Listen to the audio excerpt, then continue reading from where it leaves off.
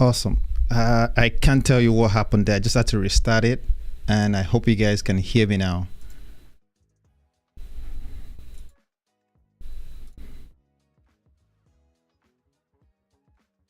Yeah, awesome. Thank you so much. And apologies for that. Again, everything was working just fine, and I went live, and of course, it all stopped working.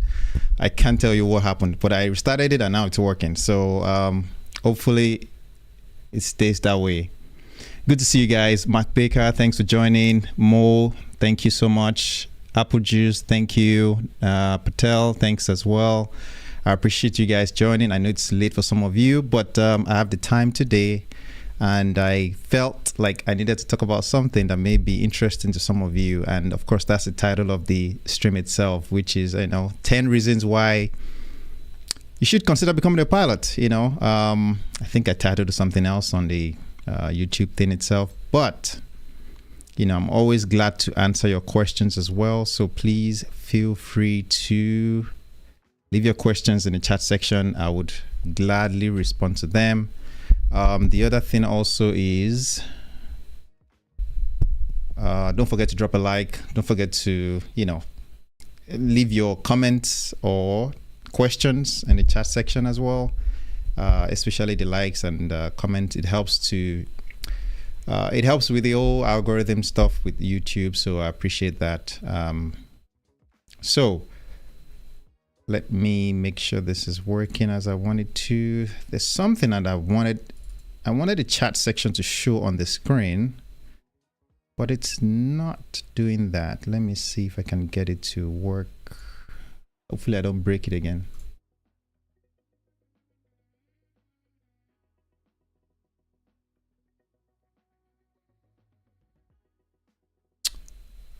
What is the personality questionnaire for the Speedbird program?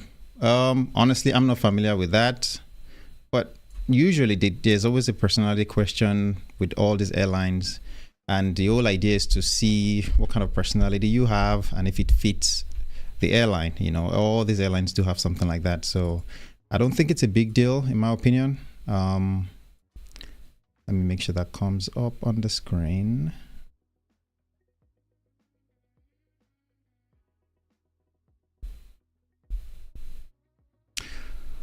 All right, I have 10 notes or 10 points that I'm going to talk about, and I would go over them over the next hour or so.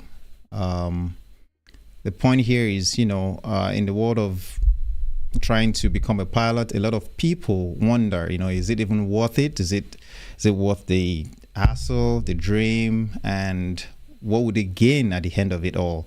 And, I remember being there myself as somebody that aspired to become a pilot. And I, of course, didn't really have anybody. And I think I've shared this in the past, that's one of the reasons why I actually have this channel, is to hopefully make the process a bit seamless and easier for the next couple of girls and guys that are aspiring to be pilots. Because when I was going through the process of choosing and deciding if I wanted to be a pilot, it wasn't easy for me because I didn't have any mentor. It was just and this was 2010, so there wasn't a lot of social media influencers, you call them anyway, available that I could reach out to. And even the few that I found, I remember on Facebook, all right, majority of them didn't respond. You ask questions, none of them responded. So I decided, if I am given the opportunity to share this knowledge and information that I've acquired, that I would definitely want to hopefully spread that information to the next to the next set of aspiring pilots. So that's really what has inspired this whole channel and why I'm sharing the information. So if you are thinking of becoming a pilot, if you're working on it, if you're aspiring on becoming a pilot, if you are dreaming of it, all right, I do share that sentiment in a way. If that's the right word anyway, because I've been there, and even though I currently fly and I've gone through the whole, from zero experience to becoming a captain at an airline, and now currently I'm a first officer for another airline. I can share with you, a lot of insight. All right, a lot of insight. So one of the first things that I will say is, if you watch all this airline or airplane videos, all right, it's always very exciting. It always seems very adventurous. It always seems like it seems cool, right? I think that's the best way I can describe it. And that's going to be my first point. All right, I'm sure a lot of you might have seen videos online where pilots, maybe walk through an airport, get on an airplane, and the uniform, the just the ambition of flying this, or just the guts it takes to fly, 200 and something people, or 300 and something people, depending on the side of the airplane, and fly them and be responsible for them and fly them from point A to point B. It takes a lot. It's a huge responsibility. But that responsibility comes with that adventurous kind of side as well, because there's so many things you deal with, whether it's weather, whether it's the winds, whether it's just turbulence, whether it's a new environment, right? Because sometimes you fly into new environments, and it just seems adventurous. And that's my first main point that I would like to share with you. So if you are the type of person, that you love adventure, I remember growing up, I played a lot of adventure games. I mean, I still play now once in a while, not as much as I used to because of time anyway. But if you like adventure, right, where you are okay dealing with changing situations, multiple tasks at once, where you are challenged to make decisions, and you like responsibility, okay, then definitely being a pilot will be something that you'd enjoy. That's something that I would say for sure, because those are the things, and that's why all the airlines generally are looking for those, especially ability to make decisions, be a leader, multitask, and make a decision. Those traits and qualities are what those airlines are looking for in a potential candidate. So having that sense of being open to that adventure, that unknown, right? It's something that if you're a pilot, if you have that quality already, it would help you perform well on the job, because you're ready, you are prepared for what is to come. And unlike other jobs, right, where, and I don't know about other jobs as much, but I've worked at an office where, you go in, you do the same, and of course you deal with different things with different types of jobs. But hear me out. With an office type job, you are in a position where, yes, the situations may change from time to time, but you are in the same environment. But with flying, you are totally in a new environment. So there's so many factors that changes on a day-to-day. For example, winds will always be different, right? Turbulent conditions will always come up here and there. The weather that you have to deal with would change from day to day. So you might fly the same route, but what you experience today might be different from what you experience tomorrow. And those things just add to that experience as a pilot, for sure. Let me just make sure I'm not missing any important question here. I wanted to pull up the chat on the screen, but I'm unable to do that. Don't know why it's not coming up. I actually wanted that to come up. Oh, now it's showing.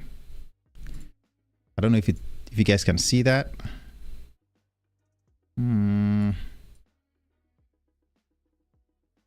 Anyway, I wanted to pull that up just so that you guys can see it as well, and see it on your end. Let me do that. Please don't forget to drop a like on the live as well. I appreciate that. All right, let's see. Just want to see the questions on here. Yep. Living in the UK, is it better to get a degree or go integrated, you think?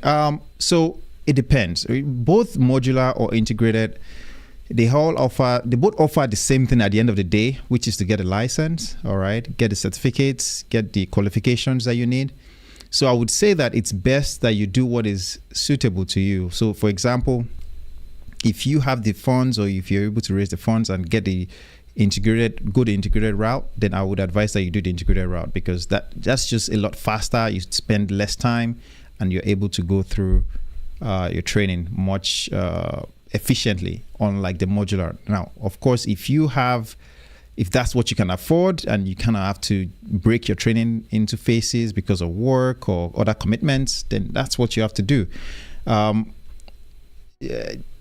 Just keep that in mind, that at the end of the day, the airline doesn't really care if you went the modular route or you went the integrated route. The airline doesn't really care about that, as long as you're able to do the job and you have the ratings, you have the qualifications that you're looking for.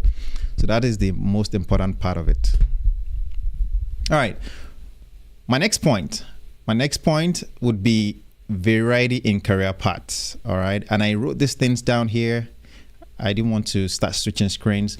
Now, if you think about you as somebody, let's assume that you're doing a corporate style job where you're working in an office, for example. Yes, you may be able to become, let's say you started out as a front desk person, and then you move on to become a manager. Then you become an assistant, I don't know, maybe an assistant to the boss or something.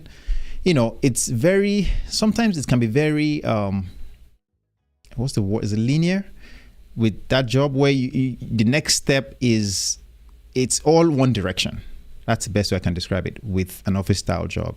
Now, of course, different types of opportunities may exist in where you work and all that. And I'm not going to talk like I have done other types of jobs like that.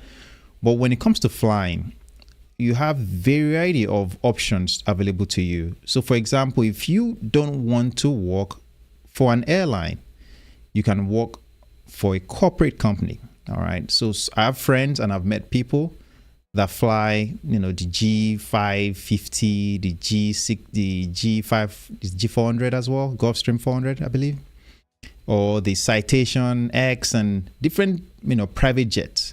And they fly for corporate companies out there. And the benefits also, it depends on what you're looking for. If your lifestyle, if you want a type of schedule where, you're okay being called upon, say maybe tomorrow that you're flying to Germany, or you're flying to the UK, or you're flying to the US. Those types of jobs do exist, unlike the airlines. The airlines, you generally have a very structured schedule where every month you kind of know what you're doing, all right, for the month. But with private or corporate flying, you have that dynamic to it. Again, makes it more adventurous, like I mentioned in my first point. And on the other hand, there's another set of people or other set of pilots that you can, and this is another career path that you can go into. There's some people that like things like flying for hospitals, right? It's somewhat corporate, but it's not just, it's not like you're flying for somebody, all right? It's not like you're flying for an organization. An hospital is an organization, but the point is the mission is different. Now maybe they're transporting organs, they're transporting patients, to transporting medical equipment. So the mission is totally different from just flying people from point A to point B. I mean, at the end of the day, safety is always number one in any aviation organization you find yourself. But the mission is different, which changes the dynamics entirely. There's some people, there's some pilots that fly, what do you call this, for non-profit organizations, all right? So if you're the type of person that you're willing to devote your time and expertise, that can be a calling for some people. And, they help the needy, they help in recovery, like evacuations, things like that. Those opportunities exist, and another part when it comes to flying as a pilot is cargo, right? If you're thinking of, you don't want to deal with passengers, right? Because there's some people that maybe they don't thrive in the midst of a lot of people, right? And they want to fly cargo. you have a lot of cargo companies out there that do have a flight operation department, and they would fly cargo. And guess what? I've done passengers. I'm currently flying cargo or flying for a cargo company, and they have their pros and cons, and but I'm not going to get into the pros and cons because I feel like I'm going to be deviating from the purpose of this video. I'm just trying to share with you, again, back to the topic, 10 reasons why you should consider becoming a pilot. And because of this second point that I'm making, which is the variety in career paths, there are many options that are available. Some people, by the way, may choose to fly for an airline and retire, and then once they retire, they go work for a non-profit organization, and they devote their time to that organization and help people in the world and just make the world a better place, contribute in a way that they wouldn't have been able to, because maybe the organization needs pilots, right? And for non-profit, of course, you probably don't get paid. They'll take care of you, but you might not get paid as much, of course. But it's generally a set type of a career switch that some people make once they've made a lot of money and they've retired, they've saved, they don't really need the money anymore, and they just want to give back. So it's a way of volunteering, if you think about it that way. Let me see if I'm missing any important things here. Thanks, Mark Baker. I see that. You can see it. Apple juice. Okay. Would not having a degree be a drawback, though, when applying for jobs after getting your license? Not necessarily. That's a great question. It's one that I get a lot every time.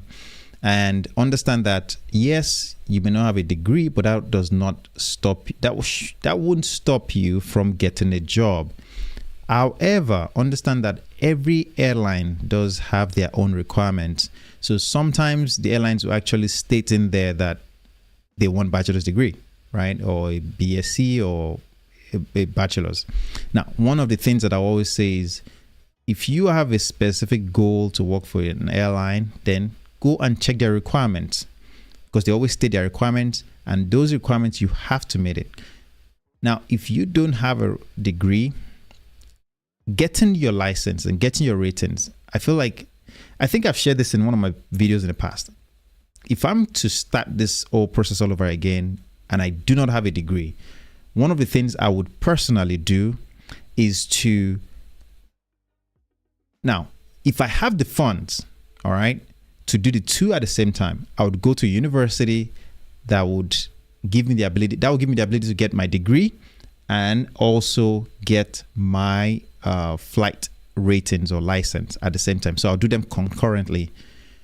On the other hand, if I only had money for one, I personally, again, you have to do your own, think about what works best for you. But personally, I would go the flight training route first, do my ratings, get my trainings done, because that will give me the ability to have a head start. Because if you're going to get any job, you need experience, right? They need your hours, they need your experience, and getting that at a younger age generally is best, because it helps to, that means, for example, if you're 20 years old, right, and you're just starting out in the US, for example, the retirement age for the airlines for an airline pilot is 65. So let's assume that I got my ratings by 20, right? And I'm going to join an airline, or maybe I got my commercial at 20. You have to be 21 to get your ATPL. I have 45 years in a way ahead of me, compared to if I'm starting at 30, right? Because I initially went to do a degree, spent 4 years, and then I now started my flight training, which is another 3-4 years. Now I'm 28 and I'm just starting my career. So personally for me, I would, if I'm 20, I'm going to start at, let's say I'm 20 and I'm finishing my ratings on my commercial at least by 20, for example. I have 45 years ahead of me. What I'm going to try to do is then get a job, not on an airline, by the way, maybe it might be maybe CFI, start instructing to get my hours, so that by 21, I'm able to get my ATPL, if I'm able, because you need 1,500 hours in the US, so the regulations may differ for different countries, but at least I've already started gathering those hours. Once I get my hours, The next thing is hopefully I can join an airline right away. So by 23, 24, I'm at an airline. You know, if I'm, let's say 25, that means I still have 40 years. That's a long time with an airline. Compared to if I went ahead and did my degree first, I've spent, you know, depending on what age you started your bachelor's, you would initially spend that 4 years or 5 years getting a degree, and then you now have to start your training, and then you spend another 3-4 years. You know, you spent 7-8 years already just, and you haven't started. So anyway, that is just by the way. But great question. I hope that makes sense. Let's see. Say do a part-time degree alongside. Absolutely. If that is something you can do, that is what I would say you do. So back to what I was saying. Personally, for me, I would get my ratings done. Then once I start working or maybe instructing as a CFI, I am going to then start my degree. And you have to remember your degree nowadays, you can do them online, you can do them from anywhere. And I'll be honest with you, sometimes I'm like, maybe I should go take another degree, or not a degree, maybe a master's degree, or I don't know. Sometimes I had advanced level, I had advanced degree. I'm always thinking about it, or maybe some courses. Why? Because I have the time. Most of the time you get to a hotel and you have the whole day to spend there. Now, don't get me wrong, work can be stressful sometimes and you don't want to do anything. But majority of the time, if you plan yourself well, you can have time to do other studies. And that's how I'm able to do this channel thing that I do, by the way, making these videos, researching topics, and working maybe with groups of people that are preparing for interviews, things like that. Because of the extra time I have, I felt like there's something on my head. I hope this all makes sense. So now, if the airline requires that you have a degree, then of course you have to go meet that requirement. But in the US, for example, majority of the all the airlines actually, they do not require that you have a degree. All they say is it's preferred. So when it comes to interviewing, all right, so let's assume that 2 people submit an application and they only have to pick one person, for example. 2 qualified candidates, one has a degree, one doesn't.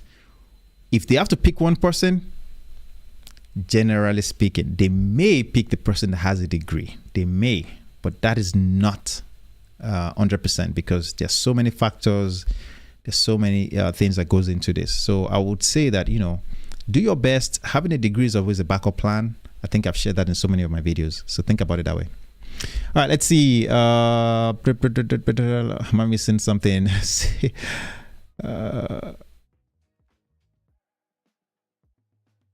I think I missed some things here.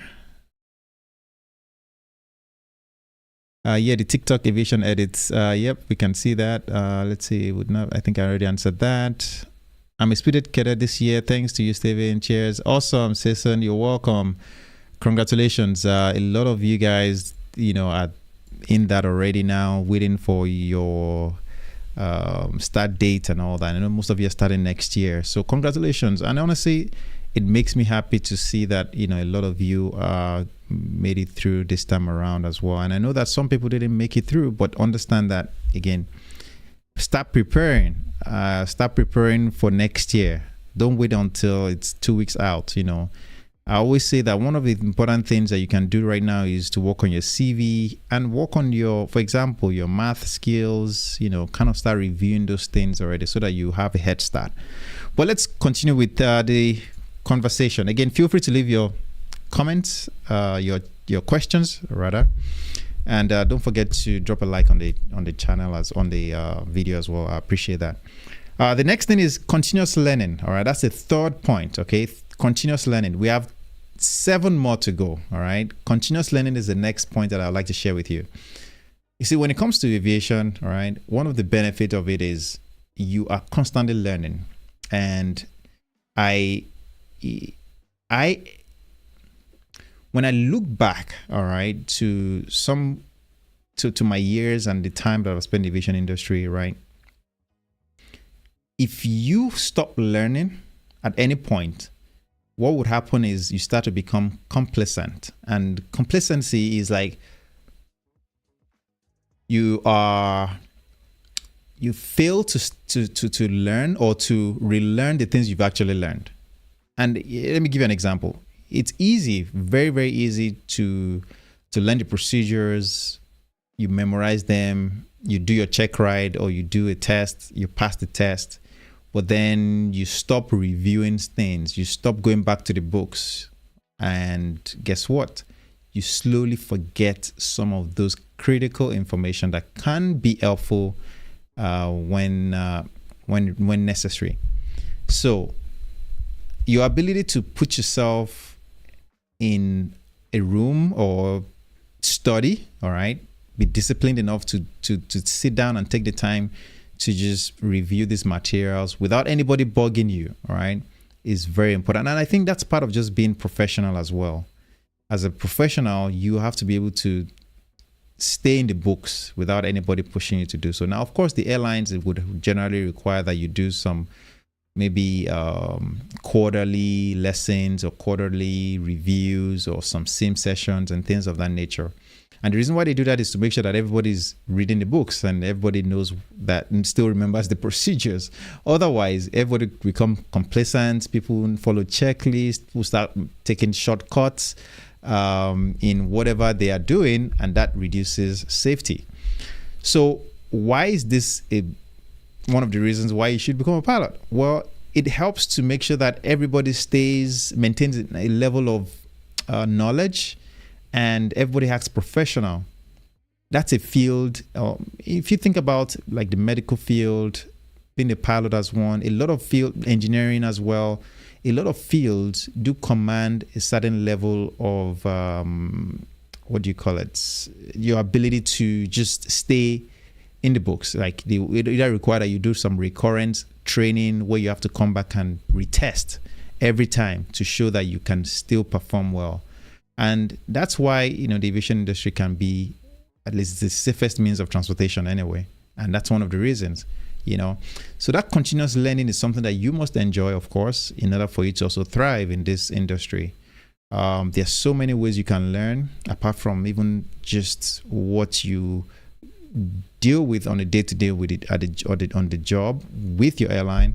There's so many resources online that you learn from. And for example, if you're a CFI, a certified flight instructor, you are able to also teach other people these things.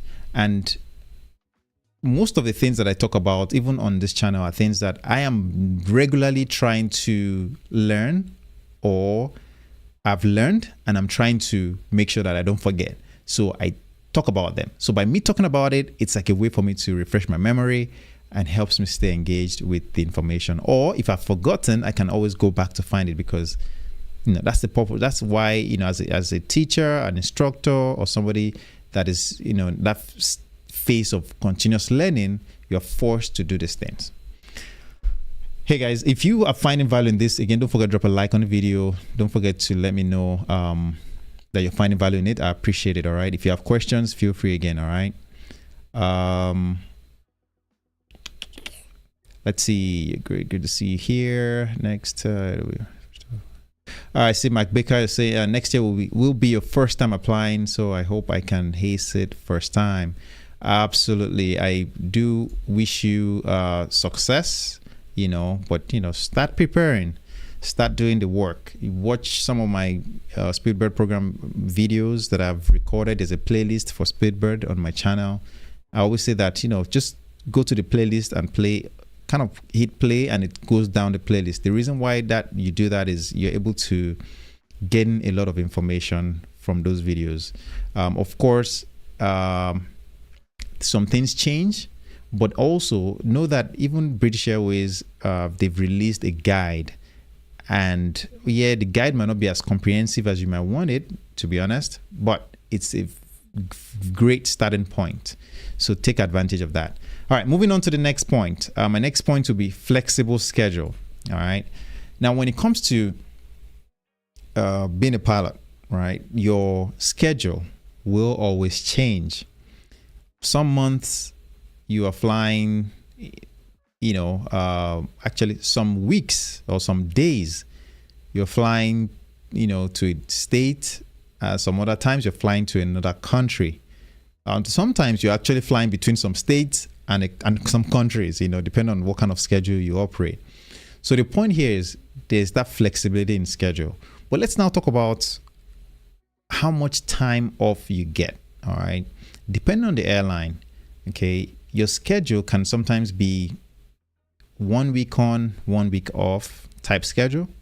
Another one could be you might go for 2 weeks and then you have 2 weeks off, right? Depending on the operation of the airline or private or the company you work for.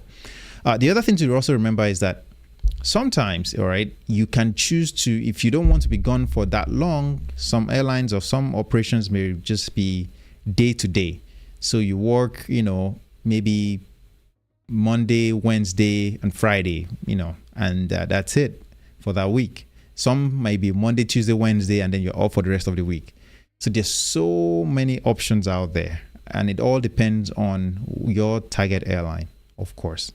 But the flexibility in schedule, and I think I can actually share this on my screen. Why didn't I do that? Just give me a second here. Let me make sure I can. Okay, that's it. I feel like it's small though.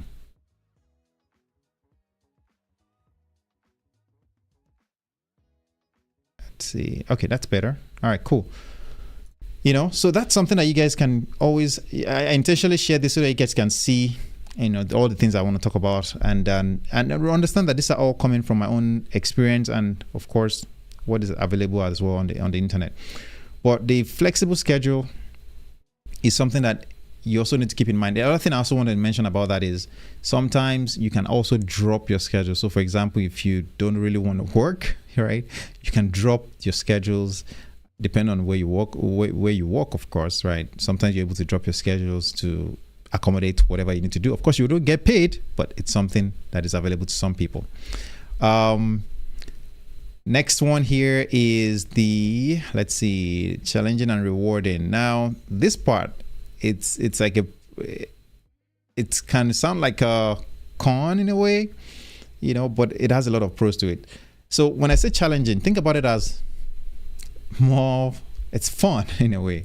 There are times when you're about to take off, right, and you're looking at the weather and you have a series of maybe thunderstorms, and you have to decide, okay, how do I avoid, what is the best path to take, how do I avoid this weather, and and ensure that you have enough gas, you have enough the gas and the clearance and just the ability to maneuver around that type of weather. Or it could be maybe you're flying into an airport that has a lot of winds and it's gusty, and now you have to have you have to put your best performance on, right? Those are the challenges that you may experience. Sometimes it could be long days as well, right, where you're working long hours, and sometimes it could be short days. But here's the point of the rewarding aspect of it though. Once you're able to complete those challenging flights, you end up feeling so much satisfaction because you've been able to overcome different challenges along the way. Whether it's the weather, whether it's the wind, whether it's just the planning that was involved, whether, again, depending on the type of operation you're into, if you're flying like for like an hospital, for example, right? The operation is different. There's that sense of rewards because you're able to take this patient and you're able to take them from point A to point B and maybe save their life, right? Or whether it's think about you flying 200 people, you're flying them from point A to point B to meet their loved ones, right? That can be very rewarding at the end of it all because you overcame different challenges and you safely delivered these people. So that is something that can be very rewarding at the end of it all and makes you feel like, what, I did something important, and there are different aspects to this. A lot of times you see people, even think about those guys that or girls that fly helicopters as well. Yeah, they're used usually by either the emergency services, by emergency departments where they fly maybe patients in critical state, and they take them to a place where they can work on them and save them, right? That can be it's a challenging environment because you are dealing with a lot of factors that are changing, and then you're delivering these people to save their life. So you kind of feel like a hero, but that comes with its own pressure, and we don't want to get into that. All right, it's considered external pressures that you may feel, especially if you have to make that tough decision of canceling a flight or delaying a flight, and you're like, okay, how do I weigh these external pressures against my safe and conscious decision making process? So that's something that you always have to deal with at times, because you don't want to disappoint these people. You may have a sick passenger that is maybe dying if you're flying for like a hospital, right? And you have to decide, is this weather good enough to fly into to fly in? You remember, at the end of the day, you have to always weigh this safe outcome of that flight against the mission itself. Can the flight be conducted safely without risking taking on unnecessary risk? So that is something that can be rewarding, especially if you get the job done safely. It can be a very rewarding path to take. Am I missing anything? Again, if you guys have questions, feel free to drop in the comment section. It goes a long way. It helps to keep it engaging. Just so you guys know, it helps when you share your thoughts, questions, comments. It helps to keep it engaging. So I appreciate that. All right. Let's see. Next one here will be the wages. All right. I think it is important. Let me just switch back to this one. All right. It is important to remember that depending on where you're from, all right, depending on what country you fly in, one of the benefits of being a pilot is you generally get paid somewhat decent, all right, and in some areas pretty well. That takes away a lot of the pressure of meeting some financial obligations, because if you're well paid, then you don't have to worry about meeting your financial obligations. I mean, if you spend appropriately and you don't overspend and all that, and that also has its majority of what you see in that area anyway is the pros of being paid well. To be honest, a lot of pilots do earn a decent living, and I don't think there's much I can say about that, because it depends on the country you're from, depending on how many hours you work. You can always make more money. Some areas you can work extra where you get paid extra to work, and especially when there's like a need for pilots, where sometimes the airline is short on pilots and now they need people, and they are paying you 200% of your hourly wage or 300% of your hourly wage. That can be very beneficial. I remember during the pandemic when some airlines had excess pilots, right? And they had to follow or lay off pilots. That sometimes will occur, but generally speaking, you have the ability to pick up extra trips or extra shifts to make extra money. So, that goes a long way. The next thing here that I'm just going to talk about, let's see. Let me share that one, is the benefits. All right. You have the medical benefits, dental benefits, great benefits. That's the best way I can put it.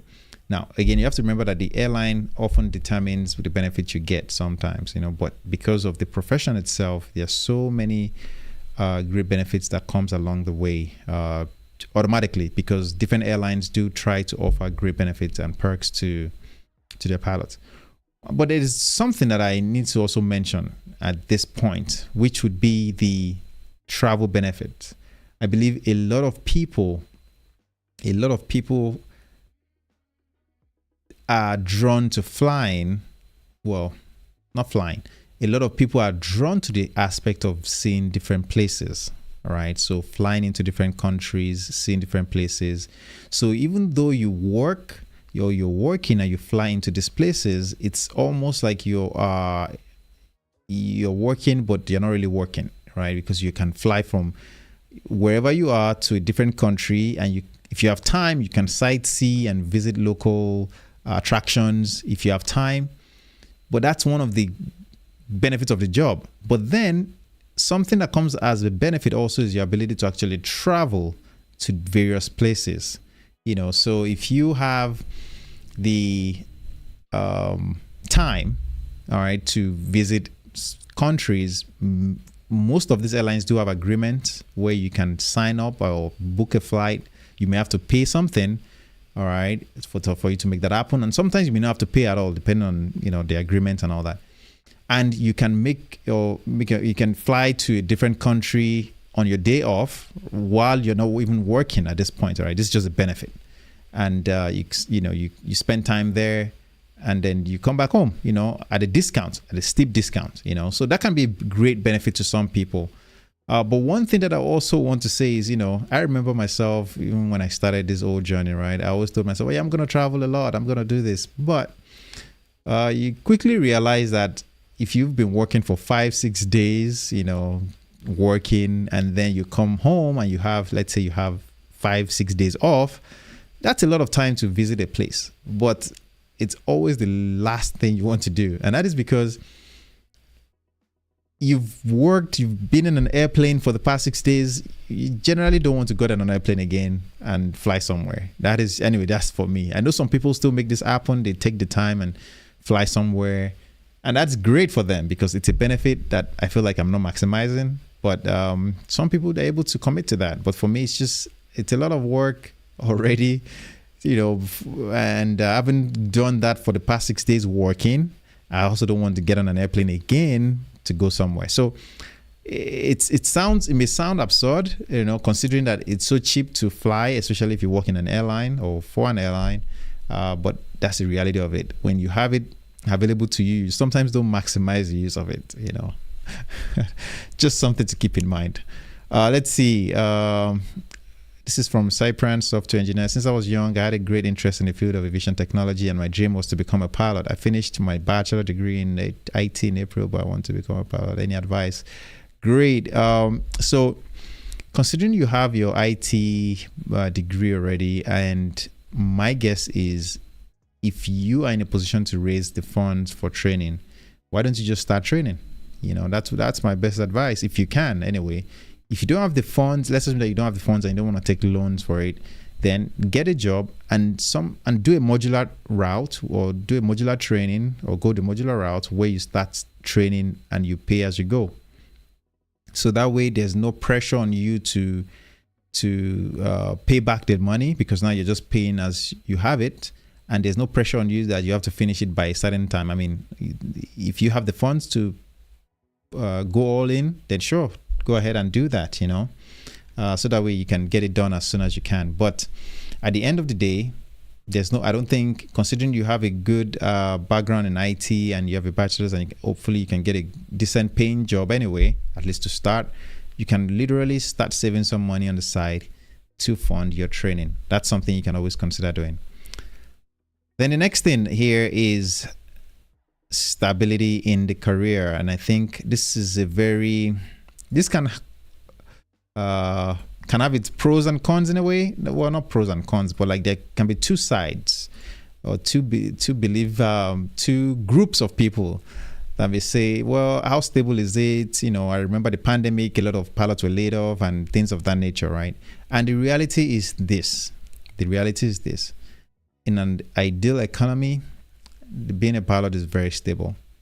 However, of course, when you have a recession, or when you have a downturn in the economy, or you have a global pandemic, then definitely you may have you may have a very unstable period where the career isn't what it's supposed to be. I mean, pilots get laid off and stuff like that. So, but generally speaking, I've heard and I've seen a lot of people. By the way, talking about IT, I think IT is a good example, and this is not to discourage you in any way. This is just a very this was something that I actually experienced, and somebody mentioned to me as well. So usually, for example, being in IT, and like I said, it's not because of you, friend. Just forgive me. This is something that just happened to be a coincidence, and I'm using it as a point of reference for the point I'm trying to make. So sometimes you have people that would in IT, right? They advance in their career, and it gets to a stage where there's no more room for growth, right? There's no more room to advance, and if the company, all right, the company that these people work for, I guess this is more generic to like corporate jobs anyway. When they get to that stage, the company may look for the top earning people to get rid of, and a lot of companies do this. This is not just in IT, but again, like I said, IT was just one that I experienced recently, where the top earning people are the first people that they want to get rid of, because they believe that they can, even though the top earning people are the most experienced, they believe that they can always train the newer guys that are not expensive to maintain. They believe they can train them to do the same job, if that makes sense. In flying, it's a totally different ball game. Even though, yes, these most experienced people are generally the ones that are making the most, like the captains in the airline. But what happens is that the captains are usually the ones that will have to mentor the younger ones. And I know this happens in different fields as well. But with flying, you can't just hire somebody from the street to replace them just because they have their pilot's license.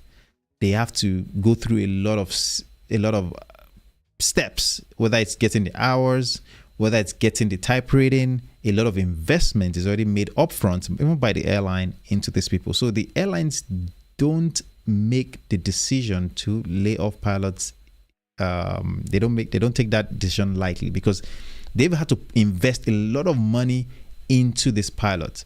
So would they rather lay this pilot off, or would they rather keep them? And I'm talking about in the case of like even a recession, a downturn, they don't take those decisions lightly. Now, unless the economy is really bad, the airline is not making money and about to shut down, that's a different case.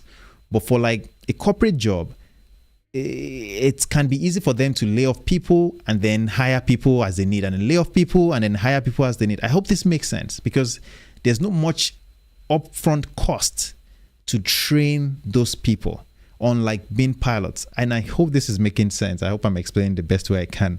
But the point here is, because of the upfront cost that the airlines also make, not just your own training and all, it makes it very hard for them to get rid of people. And like I said, as you advance, you generally become more senior in that airline, and your position becomes safer as you move up as well with time, unlike corporate jobs. Anyway, that is just something to keep in mind as we talk about this aspect of stability. I hope this is making sense. Again, if you guys are joining for the first time, please feel free to leave your questions in the comment section. I appreciate it. Don't forget to drop a like on the video. I say that every time. I would like to come live or do more live streams more regularly. But it always helps to get a lot of engagement, get questions during the live, because the truth is that's how I can interact with you guys. I wish this was a two-way conversation rather than just one way. So the other way you guys can get to talk to me, of course, is through the chat section. All right, I think I already covered this aspect of travel the world, and which would have been my next point. Travel the world, whether working or as a benefit, right? Yes, some airlines you may not be able to travel the world because of the destinations they fly. Okay. But if you have time off, you may be able to use the benefits that are provided, and use that to see different parts of the world. And not a lot of careers do give you that kind of benefit. Not a lot of fields offer that type of benefit to you. So if you can, if you really are looking forward to a career that would give you the ability to travel the world, then of course aviation, even as a cabin crew or a flight attendant, you get to travel the world. If you work for an airline, generally speaking, you're able to use some of these benefits as well. You're welcome, Cypress software engineer, right? You're welcome. So you're able to travel the world with those type of things, And I think the last one here, without wasting time, all right, the last one I'm going to cover here is just the human computer interaction. And I think this is just mainly on technology. If you think about it, right, it's cool to be in an airplane that weighs, 400,000 pounds, or 1 ton, or I believe that conversion is correct anyway. But the point here is, if you are able, if you think about it, right, you have these massive airplanes, whether it's the A380 or the A350 or the 777, 787. These are all wide body airplanes, all right, and they carry a ton of fuel, a ton of people, and the ability for just 2 people to operate those airplanes is mind-blowing. Just fly them from point A to point. Now, a lot of automation, of course, is involved in this process, no doubt about that. But at the end of the day, when it comes to operating those things with your stick and rudder skills, it's definitely possible, and that makes it very interesting. And that's why a lot of money and time is spent on training pilots and maintaining those skills, because it's a lot of people rely on you, and when mistakes are made, it can be very expensive, very, very expensive. So, those are the 10 main points, and I know that there are definitely a lot more reasons, right, why you might want to be a pilot. But then how do you get started? And that's where I share all of this on my channel, right? If this is something you're interested in, definitely I share a lot of information on this on my channel. I try to provide a lot of relevant information. I do not have, how do I put it? I come live as often as I have the time, right? But if you have questions, always leave it in the comment section. I try to respond to those. You can always reach out to me on Instagram as well. That's one way to also reach out to me, and I'll respond to you. To bring this to a close, right? The main purpose of this is, I'm hoping that I've shared enough information with you that maybe encourages you to pursue this field, go into it, and do something with it. And maybe it's a dream for you as well. You can use this information to your advantage to maybe think about the options that are available to you, whether you want to work for a cargo company, you want to work for an airline that flies passengers, or you want to work for a private or charter company. There's so many options out there, but I hope that I've been able to encourage you and share some of this information with you and make it accessible in a way. All right. Like I said, not a lot of people share this type of information because everybody just wants to talk about, the aspect of, accidents and things. And those things are generally, they're great lessons I learned from them. So no doubt it's good to learn from those things. But the question is, how do you actually get to achieve that goal if that's your dream? And that's why I have this channel. I'm going to call it a day there. If you guys have found value in this one, please don't forget to drop a like on it. Don't forget to subscribe, of course. If you have any questions, I'll give it a few minutes here and I'm just going to wrap it up.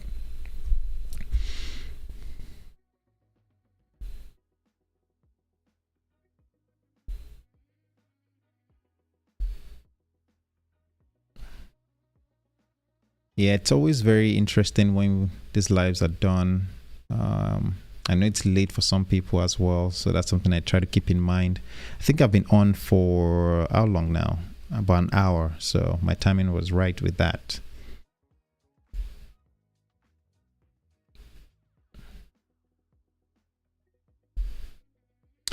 Fujay, thanks as always for the helpful information and your valuable time. You're welcome, Fujay. Thanks for joining as well. I appreciate it.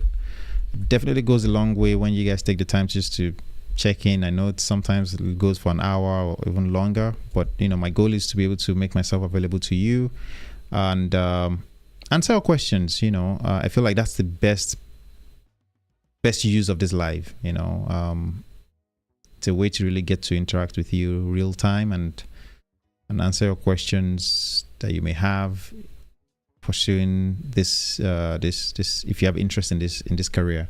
Definitely helps.